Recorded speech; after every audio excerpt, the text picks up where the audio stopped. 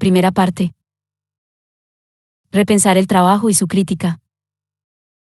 La discusión teórica sobre el concepto de trabajo ha adoptado con frecuencia una forma dicotómica, en la cual lo que se debate particularmente es el problema de si puede considerárselo como la más propia y esencial de las actividades humanas, o si por el contrario se trataría de una actividad más junto con otras, que sin embargo con la modernidad habría pasado a ocupar un lugar central dentro de las dinámicas sociales, y en consecuencia también en las valoraciones morales.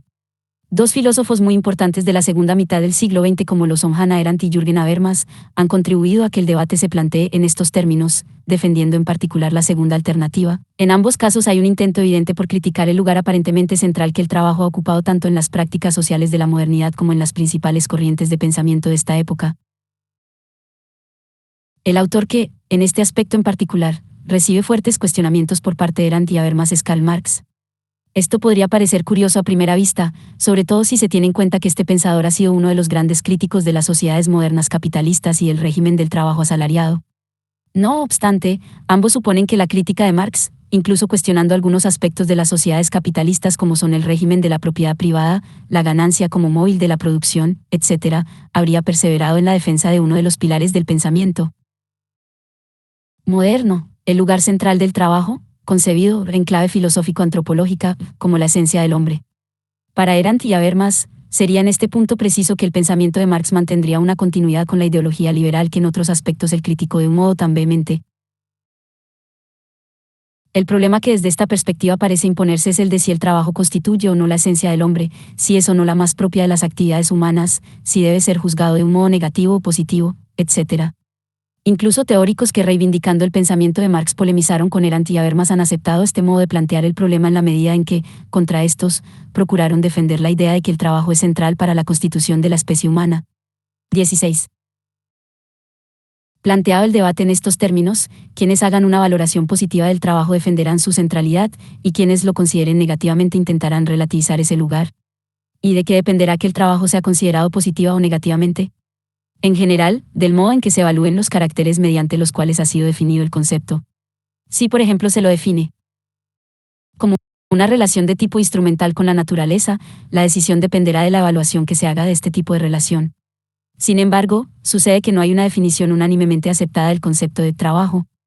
Esto hace que muchas veces las discusiones lleven a un callejón sin salida, porque se cree estar refiriendo a lo mismo cuando en realidad no es así.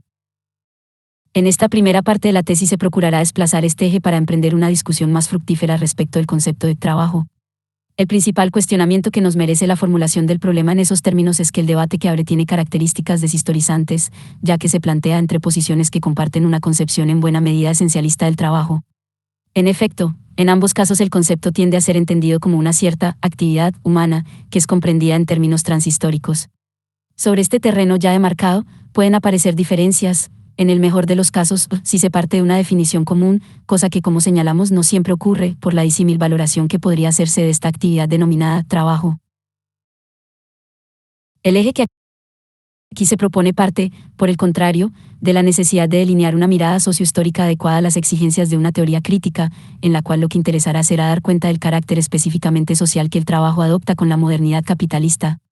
Así, la discusión dejará de estar planteada en términos del lugar que tiene el trabajo en relación a una supuesta naturaleza o condición humana. El problema ahora radicará en evaluar el modo en que se articula el concepto de trabajo en el seno de las teorías que procuran analizar crítica y reflexivamente la sociedad moderna. Es desde esta perspectiva que en el capítulo primero se estudiarán los planteos de Arendt y Habermas. En particular, se intentará demostrar que a pesar de que ambos autores utilizan este concepto como uno de los eslabones centrales de sus teorías críticas de la sociedad moderna, la adopción por ambos de un concepto históricamente indeterminado e incluso esencialista de trabajo limita las potencialidades de sus abordajes. Por otro lado, nos apoyaremos en una relectura de la crítica de la economía política de Marx, muy diferente a la que realizan Arendt y Habermas, pero alejada también de las. La elección de comenzar este estudio polemizando con estos dos autores se debe a una serie de factores. En primer lugar, los planteos de Arendt y Habermas constituyen referencias muy importantes para las teorías sobre el fin del trabajo, que se estudiarán en la segunda parte, por lo cual analizarlos resultará fundamental para abordar algunos de sus supuestos. En segundo lugar, y en relación a lo anterior, los tratamientos que ambos autores hacen del concepto de trabajo se articulan en un nivel elevado de abstracción, en el marco de teorías generales sobre las sociedades modernas. Es por eso que nos parecen adecuados para el rastreo de supuestos teóricos fundamentales, que muchas veces operan, aunque de modo solapado, en discusiones más concretas, incluso de carácter eminentemente empírico. Finalmente, puede interpretarse que ambos colocan la crítica del trabajo en el centro de sus cuestionamientos a las sociedades modernas, tema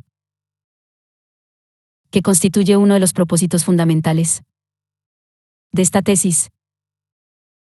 La decisión de estructurar el planteo crítico frente a estas posiciones recuperando a Marx es igualmente deliberada, por razones paralelas a las que se acaban de esgrimir. El filósofo alemán es uno de los blancos de las críticas que formulan los teóricos del fin del trabajo, que se estudian en la segunda parte. Además, permitirá movernos en el nivel de abstracción que requiere este primer abordaje en la medida en que, al igual que Erhard y Habermas, plantea la cuestión del trabajo al nivel de una teoría general sobre el desarrollo de las sociedades modernas.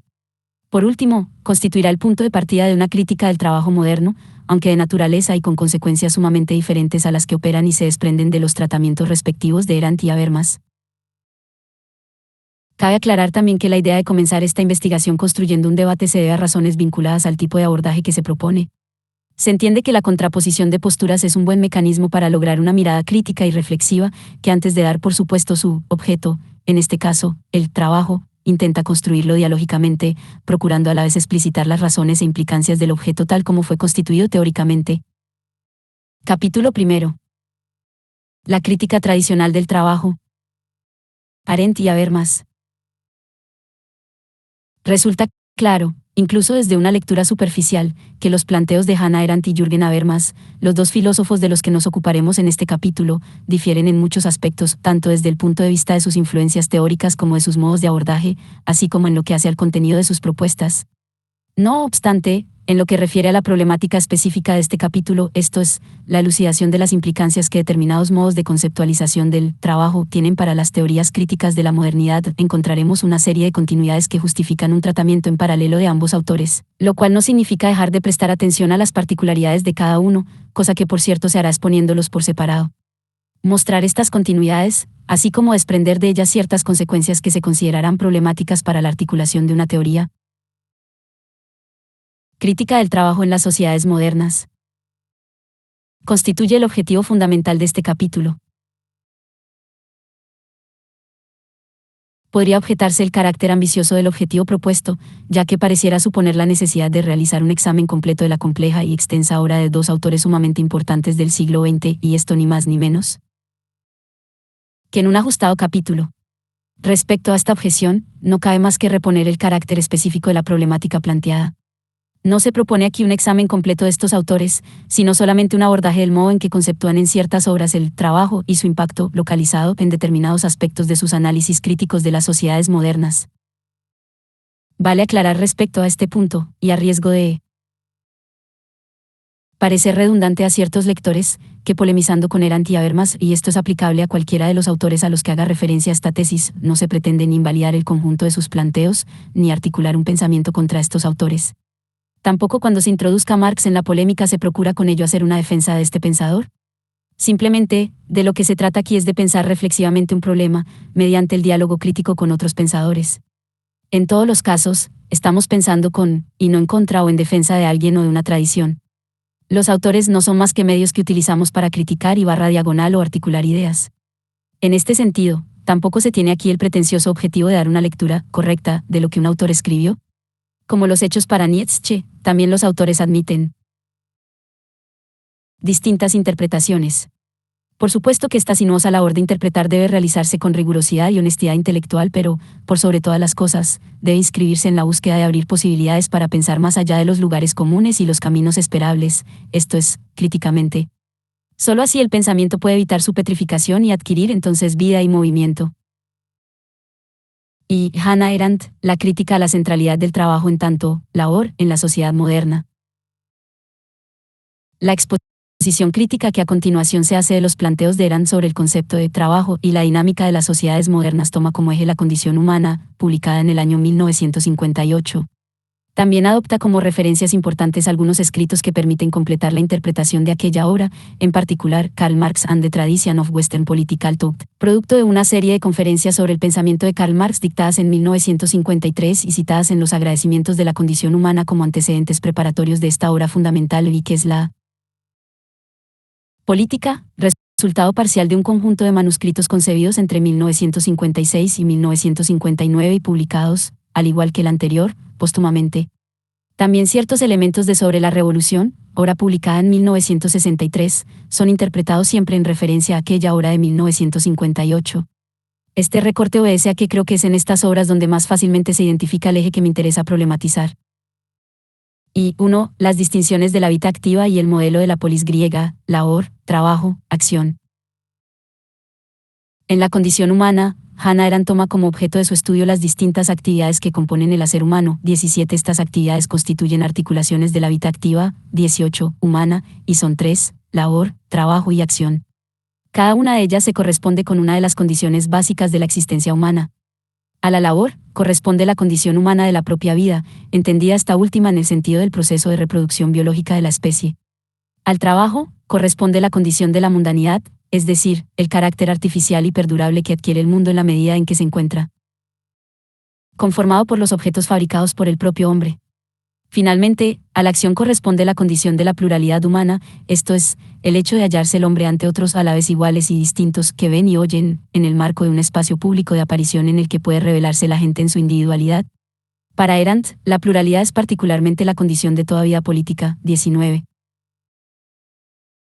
Para seguir este planteo, resulta relevante puntualizar las distintas relaciones, semejanzas y oposiciones que Arendt establece entre estas actividades humanas. En primer lugar, labor y acción se presentan como opuestas entre sí, al menos en 3 sentidos fundamentales. Primero, la labor es una actividad vinculada a la necesidad, al hecho de que los hombres tienen que mantener un metabolismo con la naturaleza para autoconservarse. En cambio, la acción corresponde a la libertad, y en tanto tal implica no solo el encontrarse liberado de la tarea de reproducir la vida, sino que también conlleva la posibilidad de emergencia de algo nuevo, inesperado. Segundo, la labor es una actividad propiamente privada, vinculada a la relación del hombre con su propio cuerpo. Por el contrario, la acción solo es posible en una esfera pública, a los ojos de los otros, por eso la acción es la actividad propiamente política, mientras que la labor es por naturaleza antipolítica. Finalmente, mientras que la labor puede realizarse en la más estrecha desigualdad, por ejemplo, la familia patriarcal, la acción solo es posible en un espacio público en el que los hombres se relacionen como iguales, aun cuando, sobre este supuesto, se basa en la búsqueda de distinción de la gente.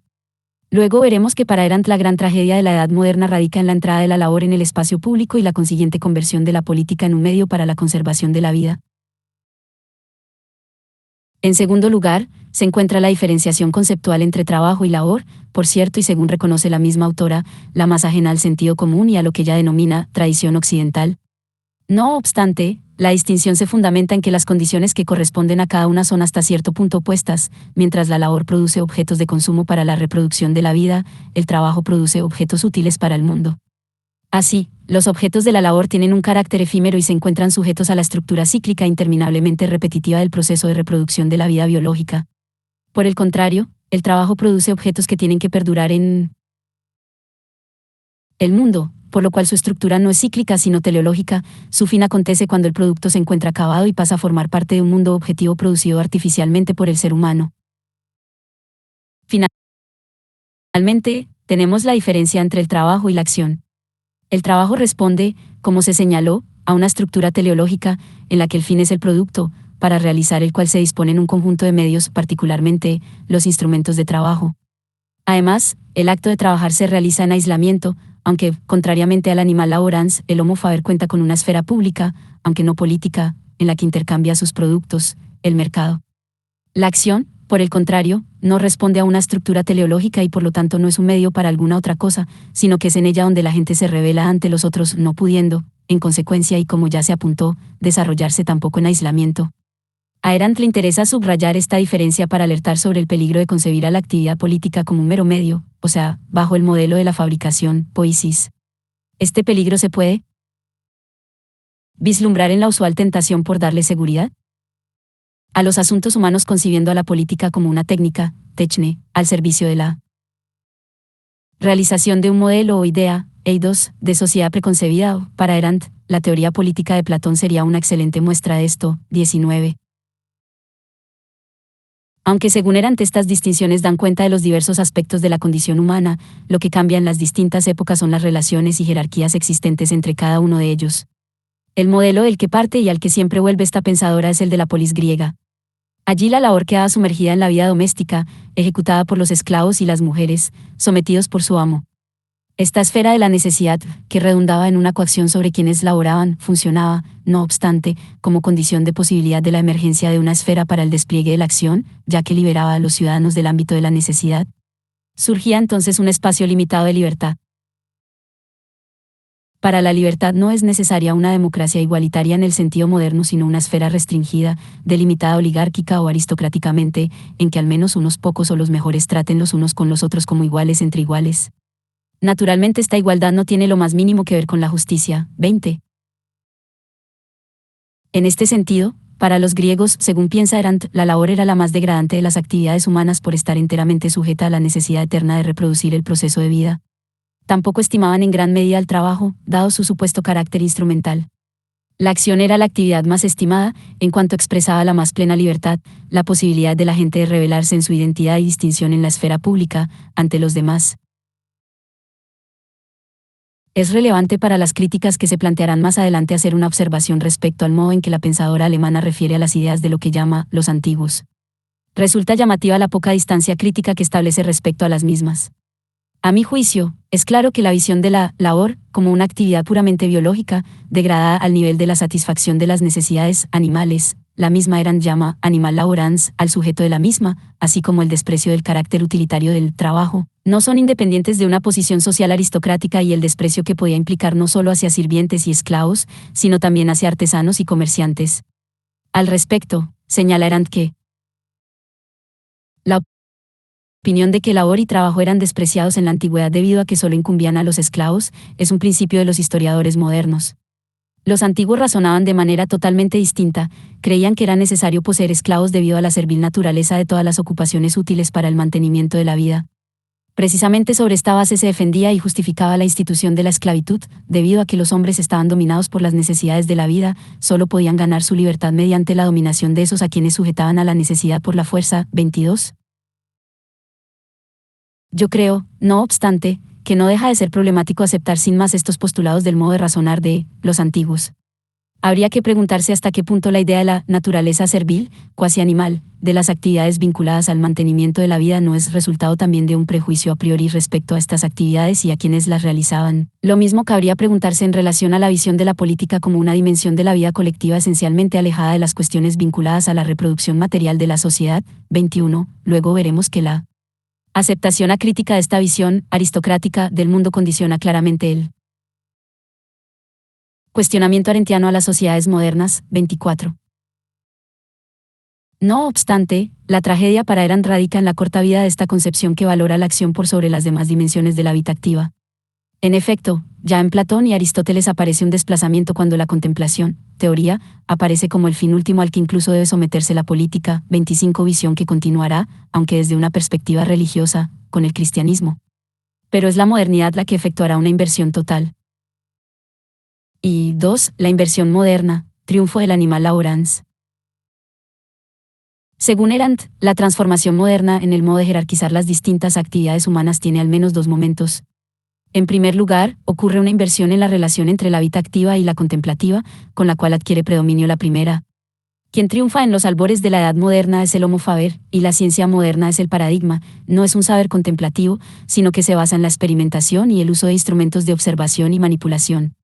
No obstante, esta victoria es efímera y el homo faber es progresivamente reemplazado en su puesto por el animal laborans, la durabilidad del mundo y el énfasis en la producción de objetos es desplazada por la centralidad dada a los procesos de reproducción de la vida, al metabolismo laboral del hombre con la naturaleza. La modernidad implica, entonces, una inversión total, aquello que en la polis era un medio para la libertad en la esfera pública, se transforma en el fin supremo. Lo que se requiere ahora del individuo es que se acople a los procesos de reproducción de la especie. Es la pérdida total de libertad y la sujeción a la necesidad. La última etapa de la sociedad laboral exige de sus miembros una función puramente automática, como si la vida individual se hubiera sumergido en el total proceso vital de la especie y la única decisión activa del individuo que se exigiera fuera soltar, por decirlo así, abandonar su individualidad y conformarse con un deslumbrante y tranquilizado tipo funcional de conducta. Resulta fácilmente concebible que la época moderna, que comenzó con Una explosión de actividad humana tan prometedora y sin precedente acaba en la pasividad más mortal y estéril de todas las conocidas en la historia. 22. Condición de posibilidad de este ascenso de la labor es su salida de la esfera doméstica y su entrada en la esfera pública. Lo que Arendt entiende como el auge de lo social. 27. En la época moderna radica en este interés público por las actividades vinculadas a la reproducción material de la especie. La relación entre lo público y lo privado cambia con la modernidad, ya que no es lo privado como esfera de necesidad lo que se opone a lo público como acción y libertad, sino que lo público en tanto social se opone a lo privado como esfera de intimidad del sujeto. Este cambio, con el cual incluso se concibe al Estado como un medio de conservación de la vida de los individuos, es para Arendt la fase final del proceso hacia la decadencia de la acción y la pérdida de libertad en el mundo moderno. De todas formas, Arendt rescata como aspecto positivo de esta elevación de la labor la emancipación política de la clase trabajadora. Mientras que en términos económicos la diferencia entre la esclavitud y el proletariado moderno significaría solamente la liberación del dominio personal para caer en una dependencia generalizada respecto a la necesidad natural, la admisión de esta clase en la esfera pública representaría una novedad histórica. La principal diferencia entre la labor del esclavo y la libre y moderna no radica en que el laborante tenga libertad personal, libertad de movimiento, actividad económica e inviolabilidad personal, sino en que se le admite en la esfera pública y está plenamente emancipado como ciudadano. El movimiento decisivo en la historia de la labor llegó con la abolición del requisito de la propiedad para ejercer el derecho de voto. 28. También resaltar ante el carácter revolucionario del movimiento obrero en sus inicios, aunque estableciendo una escisión fuerte entre sus demandas políticas, espacios públicos con modelos distintos de organización y las económicas. No obstante, afirma que dada su integración política y social en las naciones desarrolladas del siglo XX, el papel destacado y disruptivo de este movimiento estaría ya en decadencia. 29. Que la entrada de lo social, de la necesidad, en la esfera pública es para esta pensadora la gran tragedia de la acción y de la libertad, se evidencia claramente en su análisis de las revoluciones, y en particular, en el modo en que opone la revolución norteamericana a la francesa. Según su relato, la diferencia fundamental entre ambas radica en la ausencia de la cuestión social en Norteamérica, donde no se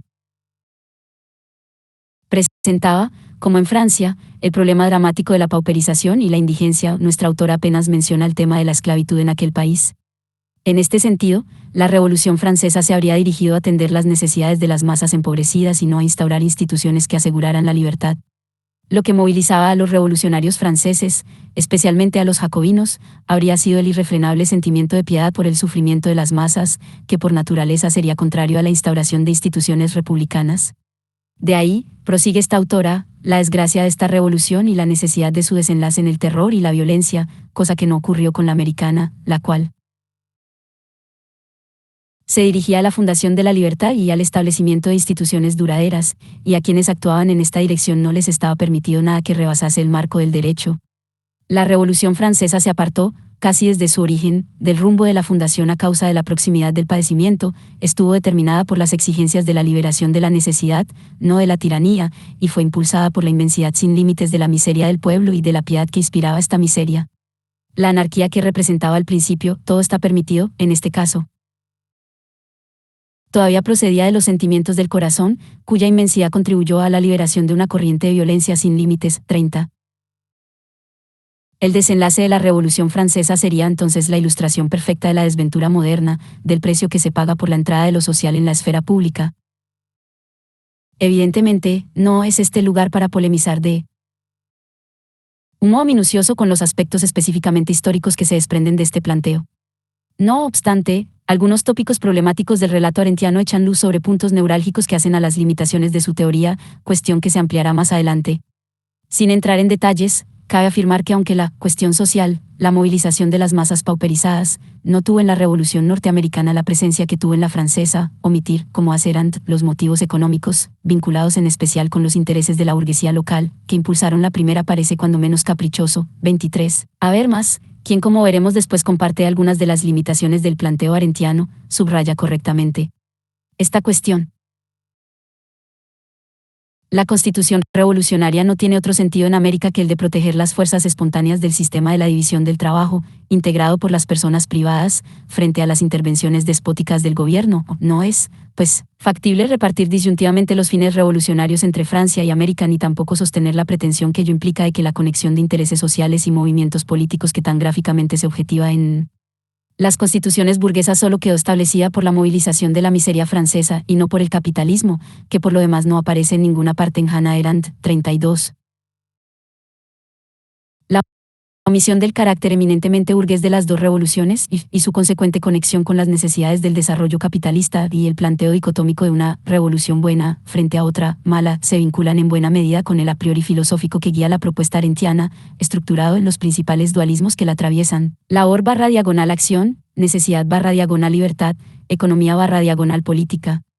El mismo eje, por lo demás, explica también su ya mencionado relato sobre las luchas del proletariado moderno, igualmente apoyado en la escisión entre las demandas políticas y las económicas. Cabe llamarla atención sobre el corolario necesario de estas reflexiones: si la aparición de la cuestión social en la esfera pública lleva al fracaso de las revoluciones, el verdadero remedio de la pobreza no es político sino tecnocrático. No extraña entonces que Arendt declare que se ha debido únicamente a la aparición de la tecnología y no al nacimiento de las ideas políticas modernas, la negación de la antigua y terrible verdad de que solo la violencia y el gobierno sobre otros hombres podía liberar a unos cuantos. Hoy estamos en condiciones de afirmar que nada era tan inadecuado como intentar liberar a la humanidad de la pobreza por medios políticos, nada podía ser más inútil y peligroso. 114. Se trata de una conclusión que, más allá de su carácter conservador, se deriva de las premisas del planteo, y particularmente de una visión respecto a la labor, la economía y la cuestión social, como esferas vinculadas a procesos naturales, biológicos, cuyo carácter específicamente histórico, así como las luchas que los atraviesan, son prácticamente omitidos. Ahora veremos cómo el mismo conjunto de supuestos acompañan la crítica de Arendt a Marx. Y 3. La crítica a Marx. Aquí interesa repasar esta crítica para integrarla en el marco de la interpretación arendtiana de las sociedades modernas que venimos siguiendo. Su crítica al pensador alemán, en efecto, permite poner de manifiesto las limitaciones de su análisis de la modernidad, y esto no solo por lo que dice sino también por lo que omite. Ciertamente, hay que reconocer que la lectura que Arendt hace de Marx tiene el mérito de ser heterodoxa y poco convencional, al menos en algunos aspectos. No se detienen los elementos dogmáticos de la tradición más ortodoxa del marxismo, como la determinación de la superestructura por la estructura, o la filosofía determinista y etapista de la historia, por mencionar dos ejemplos paradigmáticos. 24, sino que intenta ubicar a Marx en lo que ella llama la tradición del pensamiento político occidental. 35. Aunque Arendt piensa que hay un nexo entre el pensamiento de Marx y los regímenes socialistas posteriores, incluso uno de los móviles de su interés, declara, es justamente que el pensador alemán sería el puente más claro, si no el único, entre la tradición del pensamiento político occidental y los totalitarismos del siglo XX. Está lejos de identificar las ideas de aquel con los dogmas del estalinismo soviético. 36. Arendt ubica la gran ruptura de Marx respecto a dicha tradición en su supuesta glorificación de la labor en tanto la más humana de las actividades del hombre. The really anti-traditional and unprecedented side of his thought is his glorification of labor, and his reinterpretation of the working class that follows a since its beginning and always despised. 37. De todos modos, con esta ruptura Marx no estaría sino inscribiendo en la historia del pensamiento lo que ya era manifiesto en el curso histórico, el triunfo del animal laborans y la consecuente extinción de la libertad. De hecho, este pensador habría exaltado la labor hasta el punto de concebir al comunismo como una sociedad de laborantes, que se ocuparía únicamente de reproducirse, previa aniquilación de la esfera pública y, con ella, de la política. Arendt califica esta utopía de escalofriante, por su naturaleza terrible pero en el fondo realista, para inmediatamente señalar que Marx era desgraciadamente mucho mejor historiador que teórico y la mayoría de las veces solo expresó y afinó conceptual y teóricamente aquello que era objetivamente comprobable como tendencia histórica. La extinción de lo político pertenece precisamente a estas tendencias objetivas y comprobables de la edad moderna. 25. Lo que Marx anticipa en su teoría es entonces el destino histórico de la modernidad. Su utopía comunista estaría próxima a cumplirse sin necesidad de revolución alguna, por el mismo auge de lo social en esta época y la consiguiente conversión de la política en administración. 39. Cabe tomar nota de que Arendt registra el énfasis de Marx en la opresión ejercida sobre la clase trabajadora, y apunta que el concepto mismo de explotación es un intento de politizar la cuestión social. No obstante, sostiene que es una hipótesis con poco valor histórico ya que se inspiraría en una economía de esclavos basada en la dominación personal, situación para ella solo presente en los inicios del capitalismo. Llega a señalar que incluso el mismo Marx, en su obra madura, probablemente Arendt esté pensando en el capital, habría cambiado el énfasis al poner en primer lugar la necesidad económica y no la violencia de clase. 40. Más allá de cuán acertada sea esta lectura, es claro que la pensadora alemana entiende que este desplazamiento refleja lo que históricamente acaecía con la modernidad, la desaparición del dominio de clases, un residuo feudal para Arendt, que incluso ya estaría ausente en sociedades no europeas, como Estados Unidos, 41, y la instauración de una igualdad, nivelación, universal, cuyo correlato sería, como ya se señaló, la sujeción de todos al ámbito de la necesidad en las sociedades de labor. Finalmente, Arendt, tomando un conocido fragmento del libro 3 del Capital, cree ver una contradicción irresoluble en el pensamiento de Marx. La actitud de Marx con respecto a la labor, que es el núcleo mismo de su pensamiento, fue siempre equívoca. Mientras fue una necesidad eterna impuesta por la naturaleza y la más humana y productiva de las actividades del hombre, la revolución, según Marx, no tiene la misión de emancipar a las clases laborales, sino hacer que el hombre se emancipe de la labor. Solo cuando ésta quede abolida, el reino de la libertad podrá suplantar al reino de la necesidad. 26. En el segundo capítulo propondremos una lectura totalmente diferente de la crítica de la economía política de Marx, y volveremos sobre estos cuestionamientos de la pensadora alemana. No obstante, de un modo preliminar y como venimos haciendo, podemos empezar a detectar cómo en la interpretación arendtiana empiezan a traslucirse una serie de problemas propios de su lectura de la modernidad. Mi hipótesis es que toda la lectura que hace Arendt está asignada por la omisión del carácter sociohistórico de las categorías de la crítica de la economía política de Marx. 43. En efecto, estas prácticamente no son abordadas por ella, y algunas ni siquiera mencionadas. Ejemplos paradigmáticos son las de trabajo abstracto, valor, mercancía y capital. En cambio, Arendt basa su interpretación exclusivamente en ciertas categorías en principio transhistóricas, como la de trabajo útil, que en el Capital es definida como el metabolismo del hombre con la naturaleza. 44. Tal es, en efecto, el modo en que Arendt suele definir su concepto de labor. Aún más sintomática resulta la interpretación arendtiana de otras categorías en clave antropológico-naturalista, siendo despojadas entonces del sentido histórico-social que tenían en Marx. Un caso paradigmático lo constituye su lectura de la distinción que la economía política y después Marx realizaron entre trabajo productivo e improductivo. Arendt señala que la misma expresaría, en el pensamiento moderno, la no explicitada diferenciación entre labor y trabajo, mientras el producto del primero se extingue inmediatamente con el consumo, el segundo da lugar a una obra duradera. Es así que, según Arendt, Marx compartía con Smith el desprecio hacia los sirvientes domésticos, improductivos por no dejar nada tras sí a cambio de su consumo. 45. Lo que olvida Arendt es que este desprecio tenía ante todo razones históricas y estaba dirigido a cierto tipo de relaciones sociales. Lo que impugnaban estos autores eran las relaciones feudales de servidumbre que todavía persistían en la época. En Smith esto es claro, no se cansaba de criticar a la aristocracia por rodearse de sirvientes, quitando brazos productivos a la nación.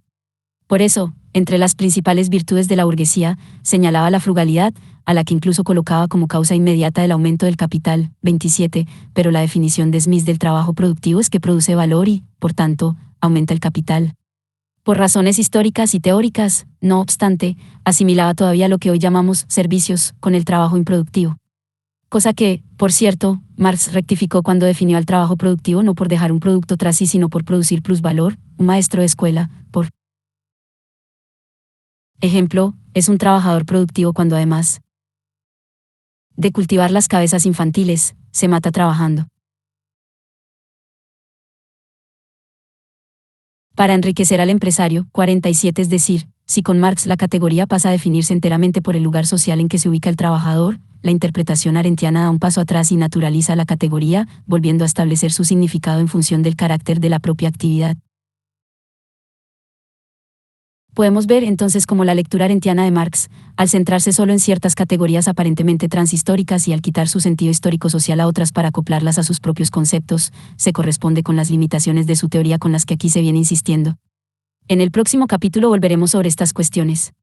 Justamente, veremos allí cómo el planteo marciano, al esbozar las categorías necesarias para asir el carácter específicamente social e histórico que el trabajo adquiere en el capitalismo, logra superar los escollos a que conduce una visión centrada en un conjunto de actividades humanas concebidas de modo esencialmente transhistórico. Y 4. Limitaciones de la crítica arendtiana, el concepto de labor y la lectura de la sociedad moderna.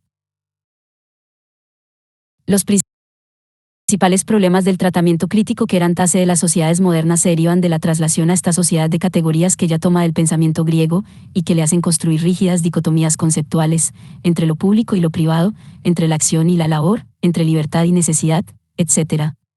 La novedad de la modernidad vendría dada, según su concepción, por el hecho de que las tareas vinculadas a la reproducción material se transforman en cuestiones públicas, con el auge de lo social, lo cual redundaría en un retroceso de la acción y por lo tanto de la política en términos de participación activa en el espacio público. En este traspaso, Arendt acepta explícitamente la idea de que labor y consumo, su otra cara, constituyen procesos puramente naturales, vinculados a la satisfacción inmediata de necesidades. La esfera social reemplazaría en la modernidad a la comunidad doméstica de la polis griega en esta tarea. La comprensión arendtiana de esta esfera es, con todo, sumamente limitada, ya que nunca abandona su presupuesto de que la misma se guía por la satisfacción de necesidades naturales, haciendo abstracción de las instituciones y formaciones sociales en las que ello se lleva a cabo históricamente. Por lo tanto, naturaliza también esta esfera, en torno de la cual se guarda de describir los conflictos, intereses y procesos históricos que hacen a su constitución y desarrollo. Particularmente, ni una palabra dice Arendt respecto a que en las sociedades modernas las necesidades pasan a satisfacerse por mediación del capitalismo. Esto debería de por sí llamar la atención respecto a la pertinencia de su comprensión naturalista de los procesos de labor y consumo. Resulta interesante que Arendt vincule este auge de lo social con el nacimiento de la moderna ciencia económica, y a su vez lo coloque en estrecha relación con el predominio de la estadística y el reemplazo de la acción por la conducta normalizada según lo esperable por la sociedad.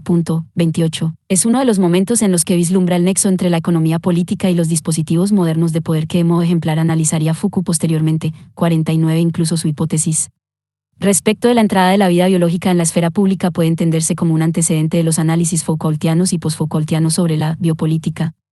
No obstante, su comprensión crítica de estos fenómenos es estrecha. En la medida en que sigue atada a cierta cosmovisión griega, no puede pasar de la mera denuncia respecto al carácter público que adquieren las cuestiones vinculadas a la reproducción de la vida. Aceptando acríticamente las dicotomías entre labor y acción, necesidad y libertad, etc., no hace más que presuponer aquello que un análisis verdaderamente crítico tendría que explicar, esto es, porque con la modernidad capitalista la vida biológica se transforma en objeto privilegiado del poder. Esto supondría, previamente, abrir un interrogante respecto al mismo significante, vida biológica, y a su construcción política, cuestión que queda vedada por el esencialismo arendtiano, que se limita a repartir lo natural y lo artificial, lo humano y lo animal, entre los distintos tipos de actividades que realizan los hombres considerados en abstracto y de un modo histórico y esencialista. La visión arendtiana de la economía de las sociedades modernas, vimos que ella la llama esfera social, no parece ser muy distinta de aquel naturalismo histórico que por ejemplo Marx le reprochara a la economía política clásica. Su denuncia respecto de que la cuestión social moderna implica la contaminación de los asuntos políticos por cuestiones ajenas a ellos, y el consecuente llamado a no politizar dichas cuestiones sino a darles un cauce de solución de tipo tecnocrático, corrobora este punto. Porque es precisamente la medida en que las especificidades históricas, los conflictos políticos y las luchas de poder en la esfera social son ignorados, por ejemplo, Arendt ni menciona los problemas vinculados a la distribución desigual del producto en las sociedades capitalistas, que la solución a la cuestión social tiene que basarse en algo aparentemente neutral en términos políticos como el avance de la ciencia y la tecnología. El hecho de tomar a una sociedad esclavista y aristocrática como la griega en tanto modelo para juzgar a las sociedades modernas da un cierto sesgo elitista al tratamiento que realiza Arendt. Que actividades como la labor y el consumo sean puramente naturales, como si no estuvieran condicionadas también cultural y socialmente, y la exhortación respecto de que una política auténtica tiene que estar purificada de todo elemento vinculado a la reproducción material, son concepciones en parte condicionadas por una división social de las tareas de sesgo clasista que Arendt nunca termina de explicitar. 29. Sin temor a cometer un anacronismo como el que ya achacaba a los historiadores modernos, creo que no es en absoluto desatinado retrucar su afirmación de que los antiguos tenían esclavos para liberarse de la necesidad de la labor, y preguntarse si no era precisamente porque tenían esclavos que consideraban a la labor como una actividad degradada, imposible de ser realizada con algún resquicio de libertad. De todas formas, nuestro problema no es con la visión griega, cuya recepción por Arendt, que tomamos como punto de partida, probablemente sea sesgada, sino con su traslado, sin más, a las condiciones modernas, donde una política depurada de toda cuestión económico-social resulta inaplicable. 30, además de regresiva. La hipótesis que trato de sostener aquí es que estas limitaciones del planteo de Erand tienen su raíz en lo inadecuado que resulta su concepto de labor, para asir desde un punto de vista crítico el carácter específicamente histórico que el trabajo adopta con las sociedades modernas capitalistas. En el próximo capítulo colocaremos, igual que Erand, la centralidad del trabajo como eje de nuestra crítica a estas sociedades. No obstante, en esta tarea procuraremos elucidar, precisamente, este carácter histórico-social para el cual el concepto transhistórico de labor no resulta fructífero. Será entonces que tendremos que volver sobre Marx. Podremos ver también allí cómo el concepto arendtiano de labor resulta además convergente con el tipo de concepción que se desprende de la misma práctica del capitalismo. El núcleo de esta concepción, argumentaremos, radica en la transposición fetichista de la necesidad específicamente social que implica el trabajo en la modernidad. Valiéndonos de Marx lo denominaremos trabajo abstracto, con la necesidad natural y transhistórica de mantener el proceso de vida. Se planteará que en esta operación radica el núcleo de la moderna ideología / apología del trabajo, que Erand, a pesar de su apuesta crítica, no solo pasa por alto, sino que tiende a avalar con su concepto naturalista de labor. Tenemos aquí un nuevo argumento a favor de la decisión de abordar su planteo. Erand nos ayudará a explicitar una operación de naturalización que cede tanto a su pensamiento como a la tradición con la que dialoga. 2. Jürgen Habermas, la crítica del trabajo como acción instrumental y la dinámica de la modernización. Prosiguiendo la línea argumentativa del apartado anterior, en este investigaremos el modo en que los planteos del filósofo alemán Jürgen Habermas articulan cierta elaboración del concepto de trabajo con una teoría de la modernidad consecuente con ella. Siguiendo esta clave, repasaremos también la crítica que este pensador realiza a Marx. Nuevamente, se procurará aquí ir avanzando sobre algunas de las limitaciones de su tratamiento sobre estos temas. 31. Se comenzará elucidando el modo en que Habermas conceptúa el trabajo, tomando como eje la distinción que en sus obras tempranas realiza entre el mismo y lo que denomina interacción. Se explicitarán las consecuencias que este pensador pretende extraer de la misma, en particular con relación a la tarea de articular una teoría crítica de la sociedad. Luego se verá cómo, manteniendo de modo explícito o implícito dicha distinción, Habermas elabora una teoría crítica de las sociedades modernas cuya formulación más acabada se halla en teoría de la acción comunicativa. Se finalizará el capítulo explicitando las limitaciones del tratamiento habermasiano, vinculándolas también con las ya señaladas en el planteamiento de Erand. 2.1. La distinción entre trabajo e interacción, el programa de una teoría crítica de la sociedad y las limitaciones del marxismo. La distinción entre trabajo e interacción es establecida por Habermas, al menos en principio, como una diferenciación entre dos tipos diferentes de acción. Por trabajo o acción racional con respecto a fines entiende una acción que realiza fines definidos bajo condiciones dadas. Puede venir guiada por reglas técnicas que permiten pronosticar sucesos observables, acción instrumental, o por estrategias basadas en la valoración correcta de alternativas de comportamiento posible, acción estratégica. Por interacción, o, lo que es lo mismo, por acción comunicativa, entiende Habermas una acción simbólicamente mediada, orientada por normas consensuadas intersubjetivamente. 53. ¿Por qué esta distinción resulta tan importante? Para Habermas, la misma es fundamental para aclarar los supuestos epistemológicos de los que debe partir una teoría crítica de la sociedad, en contraposición al concepto positivista de ciencia. Es particularmente en este punto que el filósofo alemán detecta las principales deficiencias del marxismo, en la medida en que esta tradición habría tendido a reducir todas las dimensiones de la praxis humana al trabajo.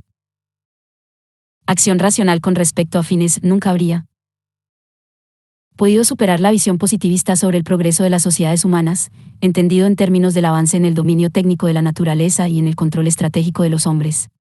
En vinculación con ello, el marxismo no habría podido aclarar tampoco sus propios supuestos epistemológicos en tanto teoría crítica de la sociedad.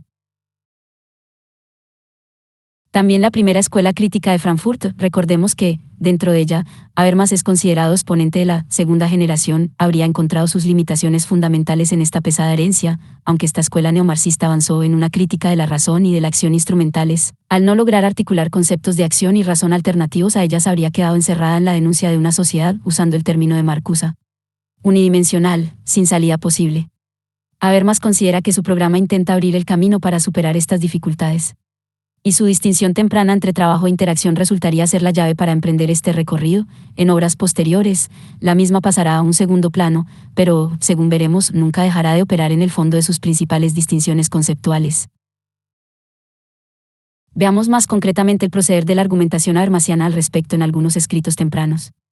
En Conocimiento e Interés, 1968, Habermas discute los supuestos epistemológicos de la teoría crítica de la sociedad y polemiza con Marx en particular. Según él, a diferencia del idealismo anterior, Marx habría encontrado la clave del proceso de conocimiento en el propio trabajo social, en la medida en que mediante la naturaleza se constituye en objeto para un sujeto, y por tanto se vuelve cognoscible. El trabajo sería entonces tanto un concepto antropológico como epistemológico, sería el fundamento de un concepto materialista de síntesis, no presidido, como en Kant, Hegel o Fichte, por el pensamiento, sino por la realización, en igual medida empírica que trascendental, de un sujeto de la especie humana que se produce a sí mismo históricamente.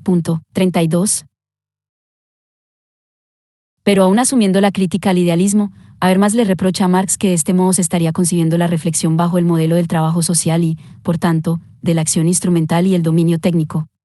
En este sentido, el ideólogo del comunismo no habría concebido diferencia alguna entre las ciencias del hombre y las de la naturaleza, no pudiendo, en consecuencia, prevenir contra el error positivista de reducir el conocimiento a la mera disposición técnica.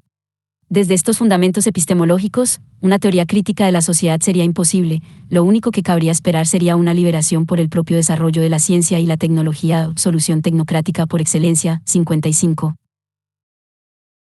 Resulta interesante que Habermas reconozca que esta argumentación no ha sido desarrollada por Marx más que a modo de esbozo de una fundamentación filosófica, que sin embargo no sería adecuada para su propia teoría de la sociedad. Esta, por el contrario, llevaría implícita una perspectiva más rica. Según esta otra versión, la autoconstitución de la especie humana no se realiza solo en el contexto de la acción instrumental del hombre frente a la naturaleza, sino, al mismo tiempo, en la dimensión de las relaciones de poder que fijan las interacciones de los hombres entre sí. Marx distingue, con mucha precisión, un control autoconsciente del proceso social de la vida, a través de los productores unidos, de una regulación automática del proceso de producción que se ha independizado de los individuos. 33. En este sentido es que Marx concibe a la sociedad no solo en términos de trabajo, sino que comprende también en ella el marco institucional.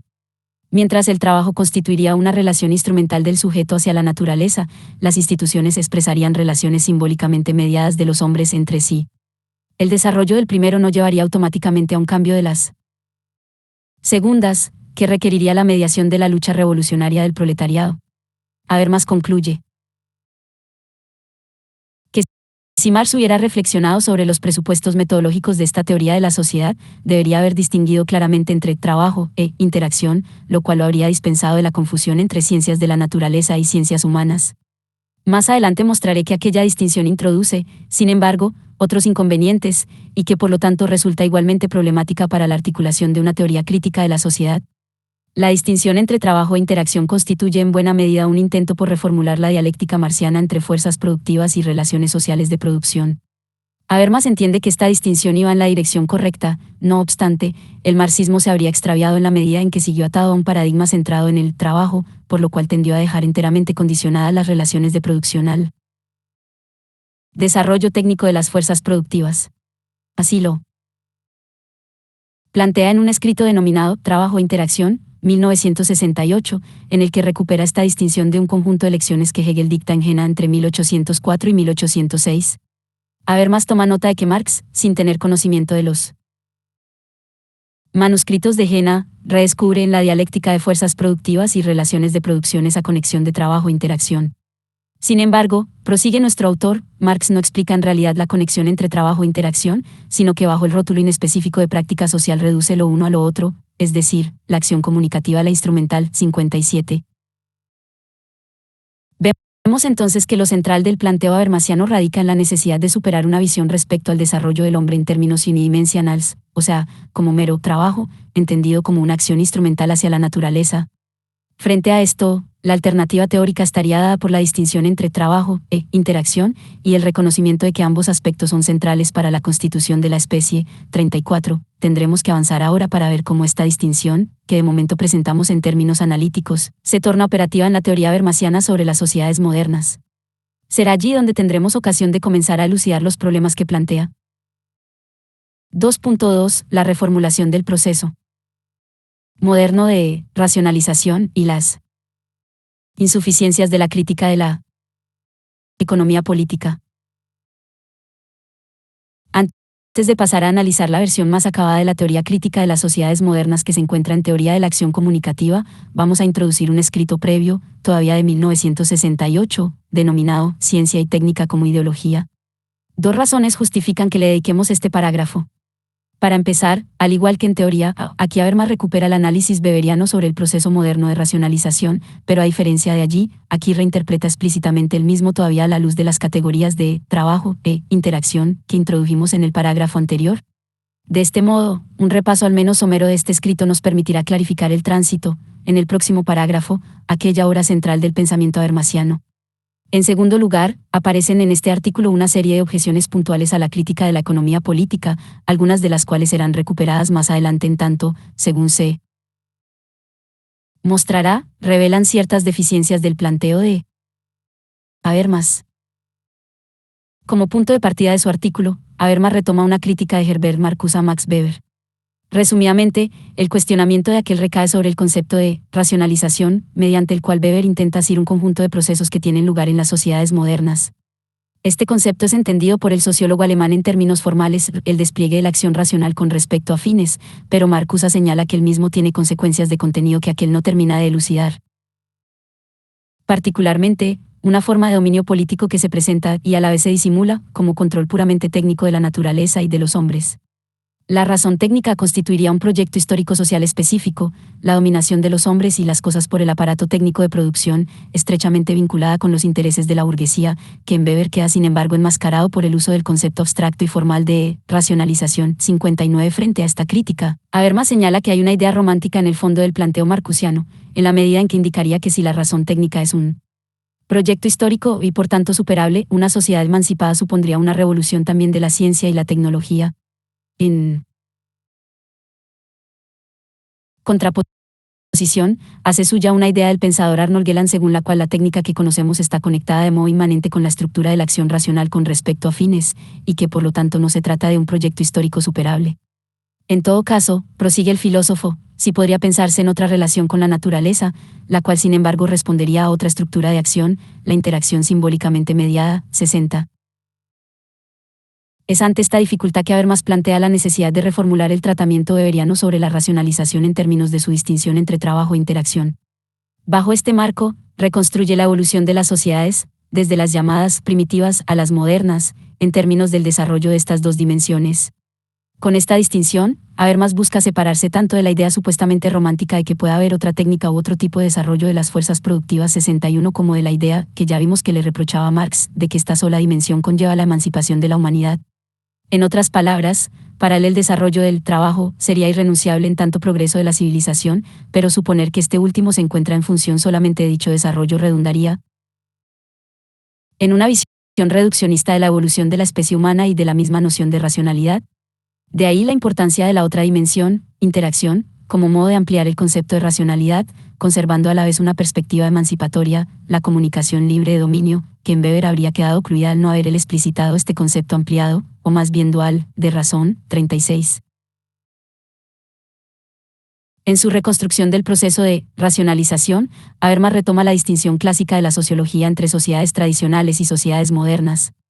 En las primeras, el despliegue de los sistemas de acción racional con respecto a fines no ha alcanzado aún un desarrollo tal como para poner en cuestión el marco institucional normativo, fundado en las legitimaciones provenientes de las interpretaciones míticas, religiosas y metafísicas. El desarrollo de estos sistemas, entonces, no puede sobrepasar los límites dados por la eficacia legitimadora de estas tradiciones culturales. Por el contrario, es en las sociedades modernas donde, con el capitalismo, se desarrolla un mecanismo que tiende a la extensión creciente de los subsistemas de acción con respecto a fines, socavando entonces la preeminencia que anteriormente tenía el marco institucional frente al desarrollo de las fuerzas productivas. 63. Para Habermas, la superioridad del capitalismo radica en dos aspectos. Primero, que instaura un mecanismo económico que garantiza la ampliación a largo plazo de los subsistemas de acción racional con respecto a fines, y, por lo tanto, el progreso permanente de las fuerzas productivas. Segundo, que sustituye las legitimaciones tradicionales, que con el proceso moderno de secularización se ven resquebrajadas, por una legitimación económica fundada en el intercambio libre de equivalentes. 64. Sin embargo, ambos aspectos corresponderían ante todo al periodo de lo que Habermas llama capitalismo liberal, el que se conforma hacia fines del siglo XVIII con la Revolución Industrial, que desde el último cuarto del siglo XIX habría sido progresivamente reemplazado por un capitalismo basado en la intervención estatal. Es en este punto que Habermas plantea que la crítica de la economía política de Marx era válida solo para el periodo liberal, pero ya no para el tardío. Siempre según Habermas, son dos las tendencias evolutivas que habrían tornado obsoleta la teoría marxiana en el capitalismo tardío. En primer lugar, el incremento de la actividad intervencionista del Estado, con la cual queda cuestionada la autonomía de la economía y la sociedad civil. Esto tiene dos consecuencias que atentarían contra la vigencia de aquella teoría. De un lado, el desmoronamiento en la práctica de la ideología liberal del intercambio justo de equivalentes que Marx había desenmascarado teóricamente bajo la forma de una crítica de las ideologías. Del otro lado, la politización de la economía, con la cual el Estado y la sociedad ya no se encuentran en la relación que la teoría de Marx había definido como una relación entre base y superestructura. Punto 37. La segunda tendencia evolutiva del capitalismo tardío que entraría en contradicción con la crítica marxiana radica en que la ciencia y la técnica se convierten en la primera fuerza productiva, y con ello, caen las condiciones de aplicación de la teoría del valor-trabajo de Marx. Pues ya no tiene sentido computar las aportaciones al capital debidas a las inversiones en investigación y desarrollo, sobre la base del valor de la fuerza de trabajo no cualificada, simple, sí, como es el caso. El progreso técnico y científico se ha convertido en una fuente independiente de plusvalía frente a la fuente de plusvalía que es la única que Marx toma en consideración, la fuerza de trabajo de los productores inmediatos tiene cada vez menos importancia. 38. Sobre la base de esta crítica, Habermas esboza una interpretación del capitalismo tardío 67 e intenta reformular la tesis marcusiana del carácter ideológico de la técnica. Señala entonces que la intervención estatal busca mantener la estabilidad del sistema, procurando asegurar, frente a los desequilibrios del mercado, un crecimiento sustentable. A la vez, argumenta que la legitimación fundada en el librecambio es reemplazada por un programa sustitutorio de carácter fundamentalmente negativo. El Estado justifica su acción en la prevención de los riesgos acarreados por el desarrollo económico a la vez que intenta mantener la forma privada de valorización del capital. Dado este carácter negativo y preventivo, la acción del Estado tiende a restringirse a tareas técnicas, dejando afuera las cuestiones prácticas. La discusión pública es relegada y se fomenta la despolitización de las masas. Es más, las cuestiones políticas son transformadas en cuestiones técnicas que quedan en manos de un grupo restringido que funda su legitimidad en su saber experto, con lo cual la disyunción entre trabajo e interacción tiende a difuminarse de la conciencia de los hombres. Esto se ve acentuado para Habermas en la medida en que, como ya señalamos, la ciencia y la técnica se habrían transformado en la principal fuerza productiva en el curso del siglo XX, con lo cual el desarrollo social adquiere la apariencia de responder solamente a este despliegue cuasi autónomo de los subsistemas de acción racional. 39. Es en este sentido que Habermas retoma la hipótesis marcusiana de que la técnica se torna ideología, al reemplazar la discusión pública, fundada en la interacción mediada simbólicamente, usurpa funciones que no serían las suyas propias. 69. Queda esbozado entonces parte del programa habermasiano en contraposición a algunos de sus antecesores en la tarea de elaborar una teoría crítica de las sociedades modernas. Para empezar, urge reemplazar la crítica de la ideología del intercambio de equivalentes, ya fenecida, por una crítica de la técnica como ideología. De todos modos, como ya señalamos, Habermas reencausa el alcance de esta crítica. No se trata de rechazar la técnica tal como se desarrolla al hilo de la racionalización moderna ni de proponer otra distinta, como sugería Marcuse, sino de restringir su alcance. Para ello, se torna necesario ampliar el concepto de racionalidad. Por otro lado, Habermas suma un argumento de tipo histórico para justificar su distinción entre trabajo e interacción, como el marco institucional habría estado anclado en lo que Marx llamaba relaciones de producción, tan solo en la fase liberal. Entonces con el capitalismo tardío se torna conveniente reemplazar el binomio fuerzas productivas / diagonal relaciones de producción por uno más general, el ya mentado trabajo / diagonal interacción. A la vez que dispensa de la confusión tecnocrática, en el fondo ideológica, también resulta más adecuado para reconstruir el umbral sociocultural de la historia de la especie. 70. De todas formas, resulta pertinente notar que Habermas, reformulando la distinción marxiana, comienza a efectuar un sutil desplazamiento en el modo de concebir la economía y particularmente la producción capitalista. En efecto, sí, como veremos con detalle en el próximo capítulo, la dialéctica entre fuerzas productivas y relaciones sociales de producción servía para analizar la constitución específicamente social que adquiría la economía capitalista y los procesos productivos en la misma. El binomio trabajo / diagonal interacción tiende más bien a establecer una escisión donde, de un lado, la economía y los procesos productivos son descritos como obedeciendo a una lógica puramente técnica. vinculada al aumento en la capacidad de control de los sistemas de acción racional, lo específicamente social, por su parte, es trasladado fuera de la producción propiamente dicha y es depositado en el marco institucional, vinculado a la interacción comunicativa. 2.3. Sistema y mundo de la vida, el análisis crítico de las sociedades modernas en teoría de la acción comunicativa. La exposición más sistemática de haber más de una teoría crítica de las sociedades modernas se encuentra en Teoría de la Acción Comunicativa, 1981. Sin adentrarme en la totalidad de una obra extensa y compleja, me limitaré aquí a exponer los puntos centrales sobre los que sostiene su interpretación de estas sociedades, en contraposición con otras posturas y en particular a la de Marx. Habermas se propone construir una teoría crítica de la sociedad, busca los fundamentos para ello en una exploración de la teoría sociológica. Como en ciencia y técnica como ideología, parte del análisis de Weber sobre el proceso de racionalización occidental, e intenta reformularlo. La debilidad de Weber radicaría en no haber logrado explicitar completamente un concepto amplio de racionalidad, aunque sí lo habría insinuado particularmente en su análisis de la historia de las religiones. El mismo cuestionamiento se hace al tipo de recepción que Lukács, Adorno y Horkheimer hicieron de la teoría weberiana. El intento de efectuar una síntesis de dicha teoría con el marxismo fracasa en la medida en que en todos los casos se sigue trabajando con un concepto estrecho de racionalidad, heredado en definitiva de lo que Habermas denomina paradigma de la filosofía de la conciencia. Este modelo típicamente moderno, en el que un sujeto monológico se enfrenta a la naturaleza en actitud objetivante, hace imposible salir del círculo de la razón instrumental. Como puede verse, la crítica de Habermas a este paradigma es prácticamente la misma que en su obra temprana era dispensada al trabajo. La salida consistiría en desarrollar un concepto dialógico de racionalidad para reemplazar el paradigma de la filosofía de la conciencia por el paradigma de la comunicación, 40, el cual es rastreado por el autor también en la historia de la teoría sociológica, particularmente en algunos temas tratados por George H. Mead y Émile Durkheim. Como consecuencia, y de un modo paralelo a su distinción entre trabajo o acción instrumental, interacción o acción comunicativa, 41, Habermas formula una teoría de la sociedad en dos niveles, como sistema y como mundo de la vida. Este último constituye un acervo de saber que provee a los participantes de la comunicación de convicciones de fondo a problemáticas, que pueden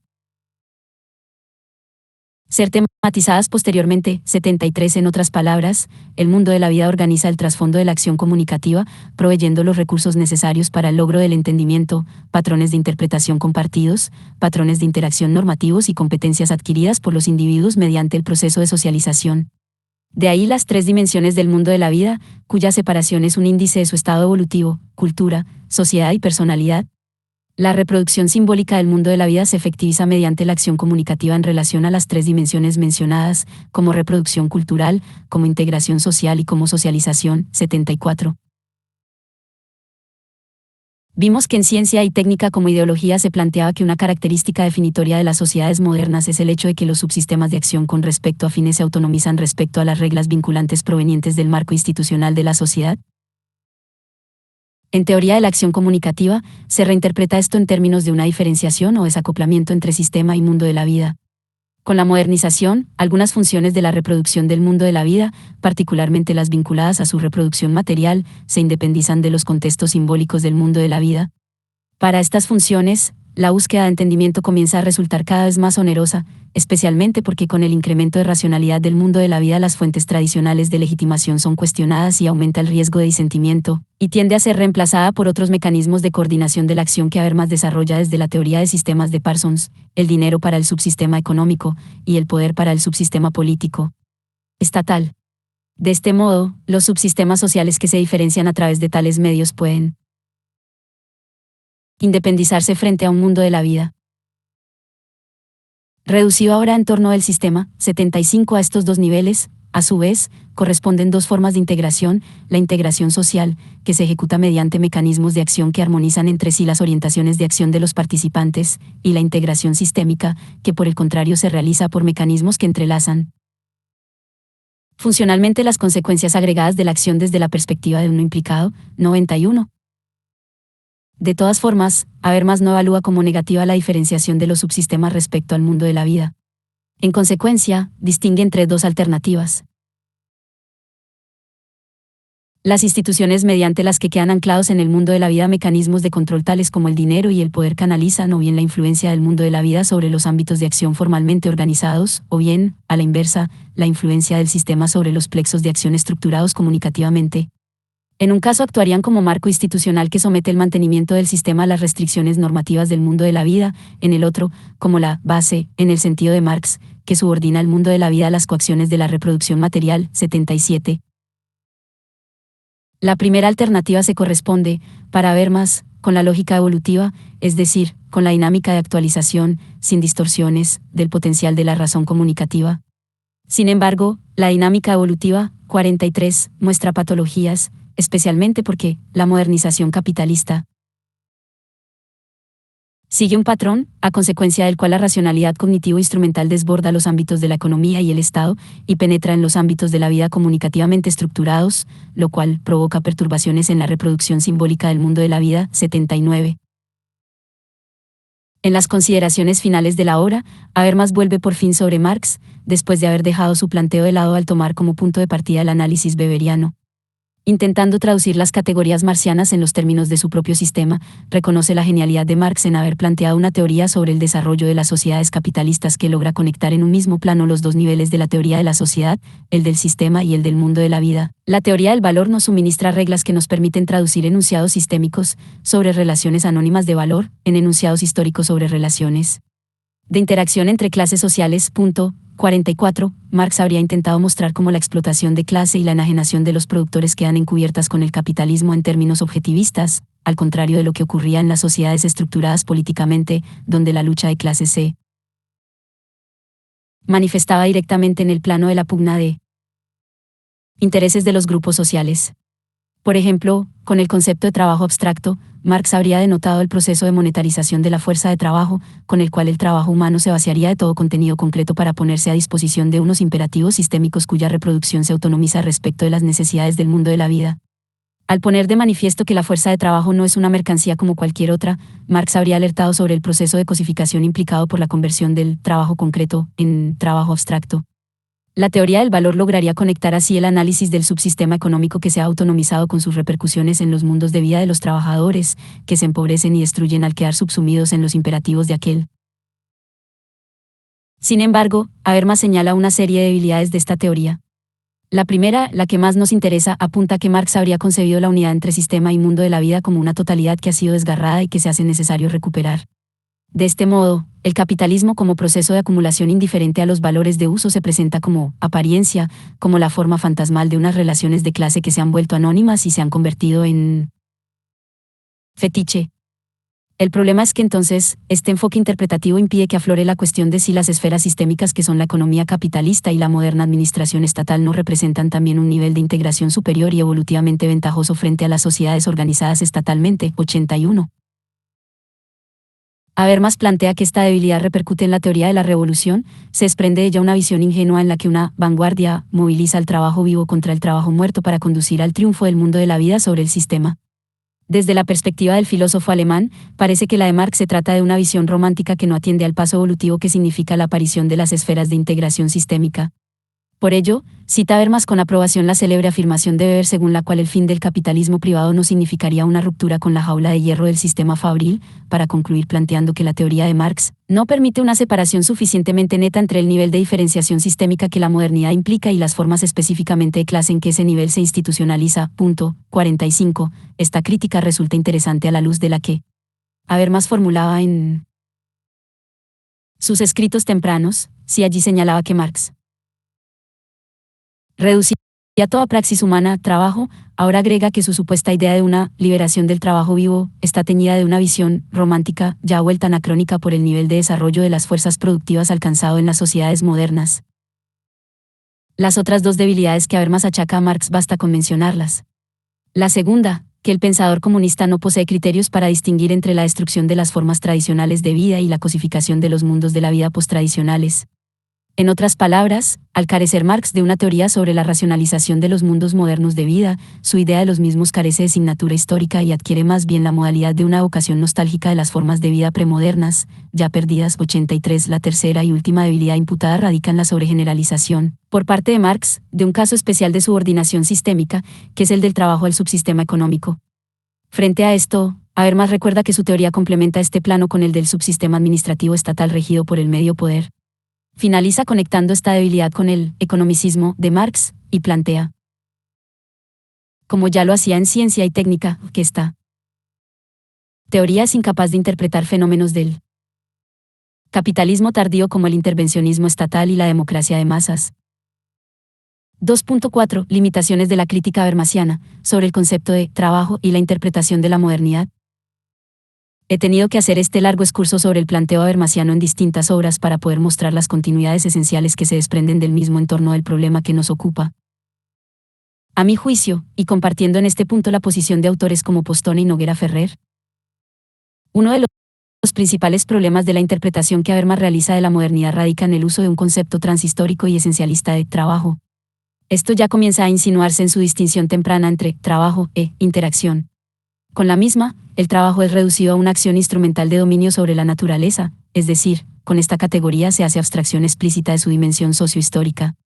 Por lo cual, aunque Habermas con la introducción del concepto de interacción busque criticar y evitar una idea unidimensional del desarrollo de la especie humana, fundada solamente en el dominio y la apropiación de la naturaleza, incurre él también en un reduccionismo con la categoría de trabajo. Es cierto que la distinción de Habermas es en primera instancia puramente analítica. Él no quiere significar que el complejo del trabajo social sea independiente de las reglas y relaciones sociales en que se encuentra inmerso. De ahí que insista en que, aunque irreductibles uno al otro, trabajo e interacción se relacionan entre sí en las formaciones sociales concretas. No obstante, considero que tiene serias dificultades para especificar estas relaciones.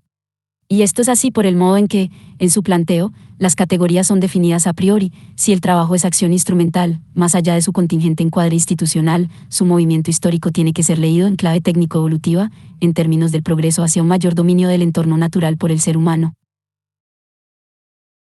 Por eso no resulta extraño el ligero desplazamiento que, como se hizo notar anteriormente, opera Habermas al reemplazar el binomio fuerzas productivas / relaciones sociales de producción por el, más general, trabajo / interacción.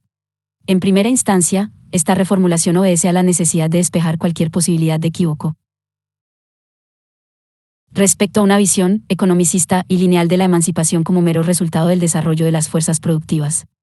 Sin embargo, incluso aceptando el cuestionamiento a este postulado de un marxismo envejecido y ortodoxo, a mi juicio el planteo habermasiano recae en una visión igualmente lineal respecto del trabajo y la producción, concebidos como meros resultados del desarrollo evolutivo de las fuerzas productivas.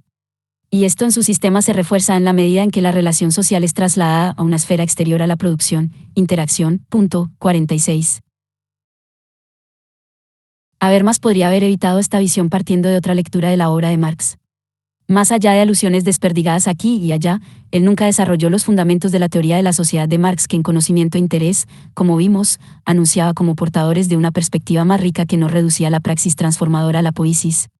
En el próximo capítulo plantearemos, repensando a Marx, una lectura en la cual la emancipación no es en absoluto el resultado mecánico del desarrollo de las fuerzas productivas, pero tampoco se desprenderá de ella una perspectiva tecnicista en el análisis de la producción capitalista como la que en general se insinúa en los escritos de Habermas. Teoría de la acción comunicativa, este reduccionismo no solo no se ve atenuado, sino que es reforzado, particularmente con la introducción de la teoría de los medios de control para analizar los subsistemas económico y administrativo. La característica fundamental que Habermas resalta de los mismos es negativa, dispensan de la necesidad de entendimiento de los participantes, reemplazándola por un mecanismo más bien automático. Lo que intenta plantear Habermas es que el dinero es un medio adecuado de control para el subsistema económico, también, aunque aquí antepone algunos reparos, lo es el poder para el subsistema administrativo. Sin embargo, lo que le interesa a él es limitar a estos ámbitos la aplicación de la teoría de los medios de control. Cuando estos medios se propagan más allá de sus ámbitos propios, se genera una colonización del mundo de la vida. Con esta aceptación parcial de la teoría de sistemas, Habermas termina adoptando una perspectiva crítica y sumamente abstracta del desarrollo de lo que provisoriamente podemos denominar esfera económica. En lugar de ser especificada socialmente, como veremos que hizo Marx, su comprensión se reduce al uso de un medio de control, dinero, justificado por resultar más eficiente al dispensar de la búsqueda de entendimiento de los participantes en la tarea de regular determinadas funciones que hacen a la reproducción del mundo de la vida. Estas funciones son, como vimos, las vinculadas a la reproducción material que, al contrario de las de reproducción simbólica, podrían ser mediatizadas con éxito por el sistema. Con esto Habermas pierde cualquier posibilidad de analizar críticamente el modo en que en las sociedades capitalistas se efectúan los procesos de reproducción material, cuyo desarrollo es comprendido en una clave eficientista y tecnicista. ¿Recuerdan esto al planteo de Arendt, que como vimos proponía una solución de tipo tecnocrática para estos problemas? Como llegamos a apuntar, Habermas está particularmente preocupado por superar el paradigma centrado en la producción y el trabajo para reemplazarlo por uno nuevo, el paradigma de la comunicación. Algunos escritos posteriores a Teoría de la Acción Comunicativa insisten sobre este tema. 47.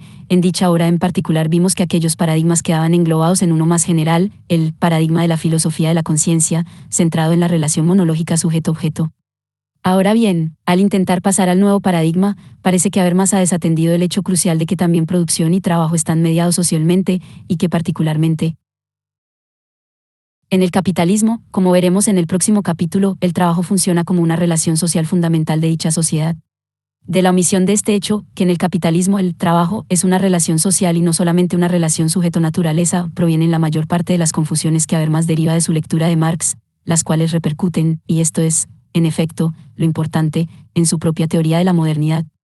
¿Cómo podríamos resumir el tratamiento habermasiano del concepto de trabajo?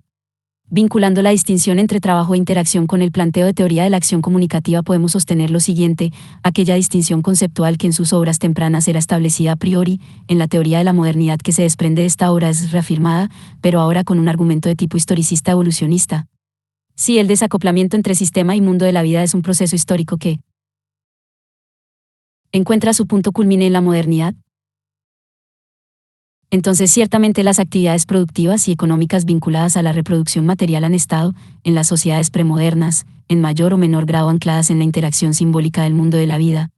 Solo con la descarga de las funciones de reproducción material en los medios deslingüistizados, dinero y poder, se constituyen la economía y la administración moderna en esferas relativamente autonomizadas. En este sentido, y comparando este planteo con la idea de trabajo de las primeras obras, podríamos decir que en teoría de la acción comunicativa el trabajo no es necesariamente una acción instrumental, siempre y cuando siga imbricado con los requisitos de entendimiento propios del mundo de la vida. Solo con su configuración moderna pasa a ser, al estar dentro de un subsistema desacoplado del mundo de la vida, una acción instrumental inducida sistémicamente. No obstante, está claro que este proceso moderno de configuración sistémica de la economía, el trabajo, etc., no es para Habermas un simple desarrollo histórico contingente y superable. Por el contrario, es descrito por él como obedeciendo a un proceso evolutivo cuya reversibilidad resultaría imposible e indeseable. Esto lo vimos cuando señalamos las dos posibilidades de dinámica evolutiva planteadas por el pensador alemán: no es la diferenciación de los subsistemas lo negativo per se, sino la colonización por ellos de funciones que no les pertenecerían por derecho propio. Ahora bien, pareciera que las tareas productivas, el complejo del trabajo social, se encuentran entre aquellas cuya configuración sistémica resulta deseable y por lo tanto no pasible, a riesgo de incurrir en una visión romántica de ser denunciada como una patología o un desarrollo desviado de los potenciales de la modernidad, es decir, se ubicaría dentro de la llamada lógica evolutiva. Así lo plantea, considero que acertadamente, Noguera Ferrer, quien también sostiene que persiste en Habermas un cierto esencialismo en su concepción del trabajo. El argumento habermasiano es algo más que un argumento histórico, tiene también un sesgo esencialista. El sistema económico de las sociedades modernas viene a institucionalizar la lógica propia de la actividad laboral, la que de alguna manera le es más adecuada, la instrumental estratégica.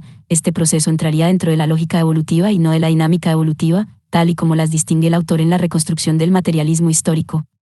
Si no fuera porque están pasados de moda, uno casi espera que Habermas use aquí términos hegelianos y diga que el trabajo ha llegado ya, en las sociedades modernas, a realizar su propio concepto. 48.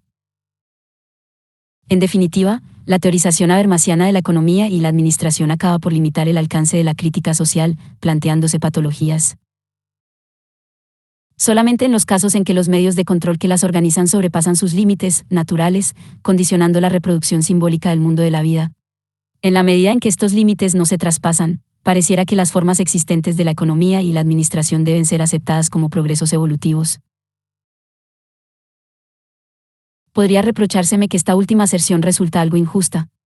En efecto, la afirmación de que dado un determinado grado de desarrollo se torna necesaria una cierta diferenciación de algunas esferas vinculadas a aspectos de la vida social se ubica en una dimensión más abstracta del análisis de la modernidad, que no necesariamente implica la legitimación de las formas existentes de la economía y la administración. Sin embargo, incluso aceptando que fuera así, esta teoría sigue sin brindar criterio alguno para sostener una crítica de estas formas. Para dar un solo ejemplo, Habermas rechaza tanto la teoría del valor, fundamento del concepto de explotación, como la de la alienación, pero no plantea ningún sustituto teórico que permita analizar críticamente estos fenómenos del mundo del trabajo, denunciados tradicionalmente por los marxistas. Más allá de las cuestiones de interpretación, en el próximo capítulo plantearé una lectura de Marx diferente a la de Habermas, su usual acusación de romanticismo a todo intento de especificar socialmente para convertir en objeto de crítica procesos que tienen lugar al nivel de la producción, el trabajo, o incluso la técnica moderna, conduce a aceptar sus formas existentes como válidas. Como plantea Postone, cuya crítica al heredero de la teoría crítica compartimos en líneas generales. Habermas no ha distinguido en absoluto entre las formas de la producción y el crecimiento desarrolladas en el capitalismo y otras formas posibles, diferenciadas. El enfoque de Habermas, con sus categorías estáticas de dinero y poder, debe aceptar las formas desarrolladas en el capitalismo como históricamente definitivas, como resultados de la diferenciación per se. 49. En otras palabras, incluso admitiendo el argumento de la diferenciación, no queda claro por qué la economía monetaria y la administración estatal serían las formas definitivas de la misma. La reconstrucción de una lógica evolutiva por Habermas no es lo suficientemente abierta como para pensar, desde un punto de vista crítico, otras posibilidades que las existentes. Por otro lado, considero que la dicotomía entre reproducción material y reproducción simbólica no es en absoluto adecuada para decidir entre aquello que debe ser aceptado tal como es y aquello susceptible de crítica, precisamente porque dista de ser evidente que no haya formas posibles de satisfacción de las necesidades materiales diferentes a las vigentes. Además, dicha dicotomía es problemática en sí misma porque, como señala nuevamente Postone, supone que puede concebirse la reproducción material como algo no mediado simbólica y socialmente. En ese sentido es claro que la misma sigue aquella separación temprana entre trabajo e interacción. 88. A partir de ella, se establece una línea de demarcación cuasi ontológica entre ámbitos en los que la cosificación y la tecnificación resultan inevitables y otros en los que no. Esto, en lugar de ampliar, restringe claramente el campo de lo posible, nos dice que tenemos que aceptar las formas modernas de la reproducción material, incluyendo, al parecer, el trabajo asalariado, parcelado y repetitivo, so pena de un retroceso evolutivo. Subrepticiamente, Habermas termina aceptando los valores que su teoría venía a criticar, la tecnificación unidimensional, el productivismo, la eficiencia como criterio último, etc. son aceptados como inevitables, siempre y cuando no sobrepasen sus ámbitos propios. 50. 3. Erant y Habermas como exponentes de una crítica tradicional del trabajo. Ya concluyendo este capítulo, podemos comparar someramente el análisis de Habermas con el de Erant, para vislumbrar, en conjunto, el núcleo de sus limitaciones. Empecemos por observar que ambos planteos están atravesados por un conjunto de dicotomías cuya familiaridad resulta, a mi juicio, insoslayable. Cabe recordar las más sobresalientes. Para Erant, labor/acción, necesidad/libertad, esfera social/esfera política. Para Habermas, trabajo/interacción, sistema/mundo de la vida, reproducción material/reproducción simbólica, integración sistémica/integración social. Si en el modelo de Erant la barra/diagonal representa una alternativa excluyente, en el de Habermas representa la separación entre dos lógicas diferentes, aunque relacionadas, no sin cierta dificultad. Estamos en condiciones de ubicar el núcleo teórico que explica esta diferencia. En el caso de Erant, tenemos una teoría política que no puede sino lamentarse de un modo cuasi nostálgico por el hecho de que en el mundo moderno la política se halle contaminada por las cuestiones vinculadas a la reproducción material de la sociedad, sujetada entonces, de modo patológico, a la esfera de la necesidad. Como a toda filosofía del origen, sin lugar a dudas cabe reconocerle el mérito de reponer un olvido fundamental del pensamiento occidental a la hora de pensar la política. Sin embargo, este merecido reconocimiento no le dispensa de incurrir en las limitaciones señaladas. Con Habermas la situación es bastante diferente. La suya no es una filosofía del origen, sino que trata de explicitar el núcleo racional de la modernidad, a partir del concepto de razón comunicativa. No podemos aquí desarrollar la teoría del lenguaje que sustenta este concepto de razón, que Habermas explícita desde una pragmática formal.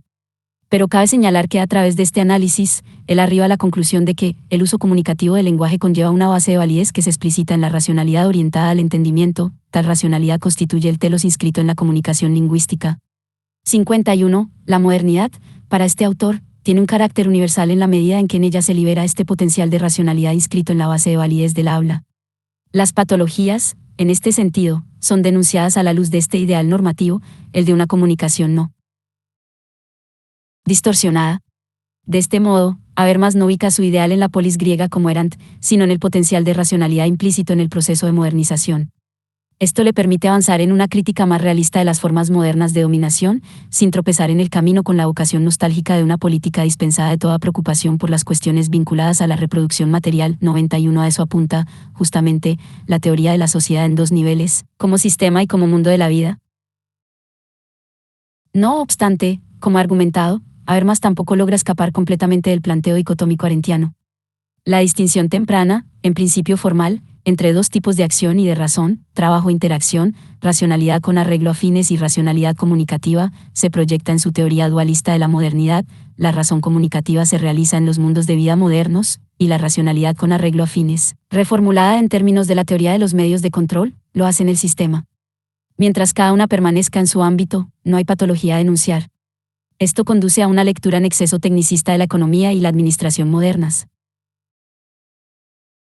Así como Arendt tiene una visión naturalista de la esfera económica y de las actividades productivas, Habermas adopta una perspectiva tecnicista y eficientista de las mismas cuestiones. Y podemos finalmente, en un ejercicio útil de simplificación, retrotraer estas posiciones a los conceptos esencialistas y a históricos de trabajo que vienen operando en estas teorías, el trabajo como labor en Arendt y el trabajo como acción instrumental en Habermas. Utilizaremos a partir de ahora la expresión crítica tradicional del trabajo, o, para abreviar, crítica tradicional, en referencia a las posturas que analizan el trabajo en la modernidad capitalista siguiendo coordenadas teóricas como las de Arendt y Habermas o similares. Tomamos esta expresión inspirándonos en la Escuela de Frankfurt, y particularmente en la célebre distinción que trazara Horkheimer entre teoría tradicional y teoría crítica. 52. La característica fundamental de la crítica tradicional del trabajo radica en que afirma el modo en que se configuran las actividades productivas en la modernidad como algo necesario y por tanto inevitable e insuperable. Se encuentra siempre anclada en alguna concepción esencialista y transhistórica del trabajo, y en poco cambia que esta esencia se vaya realizando en el curso evolutivo de la historia, como en el caso de Habermas. Quiera o no, la crítica tradicional acaba entonces legitimando una parte de lo existente. Es una crítica, pero limitada. Lo único que puede cuestionar es el excesivo espacio que el trabajo ocupa en la vida social, manteniendo sin embargo inalterada su forma existente. En general, esta crítica siempre viene acompañada de la valoración positiva de algún otro principio, distinto en contenido al trabajo, pero concebido en una clave igualmente esencialista y transhistórica, por ejemplo, la acción para Arendt y la interacción para Habermas. El resultado es un sistema teórico organizado alrededor de dicotomías rígidas que en buena medida acaban siendo naturalizadas. En contraposición a este tipo de crítica, en el próximo capítulo intentaremos contribuir a la construcción de un concepto históricamente determinado de trabajo. Lo haremos valiéndonos de los desarrollos de Marx y de algunos intérpretes de su obra. Será a partir de este concepto que delinearemos los contornos de una visión de la economía y la producción modernas como instancias histórica y socialmente determinadas. Y volveremos, finalmente, a Arendt y a Habermas para completar la crítica que empezamos a insinuar.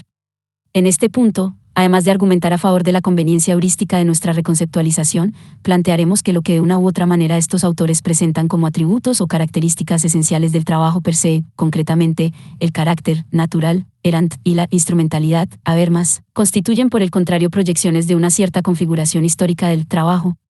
Porque, como se anuncia en el título de esta tesis, nos interesa avanzar en la construcción de una teoría crítica del trabajo. Y será justamente en su capacidad para desnaturalizar, y mostrar entonces el carácter contingente de aquello que parece universal y necesario, donde tendremos uno de los parámetros fundamentales para evaluar la potencialidad de una teoría tal. Capítulo 2. Hacia una